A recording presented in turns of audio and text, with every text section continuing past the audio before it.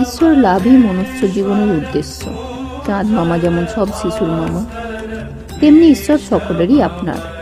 তাকে ডাকবার সকলেরই অধিকার আছে। যে ডাকবে তিনি তাকেই দেখা দিয়ে কৃতার্থ করবেন। সংসার করো না কেন, তাতে দোষ নাই, তবে ঈশ্বরেতে মন রেখে করো।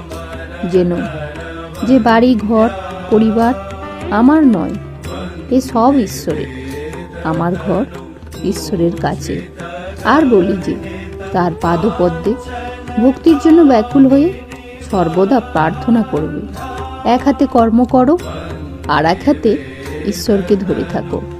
কর্ম শেষ হলে দুই হাতে ঈশ্বরকে ধরবে।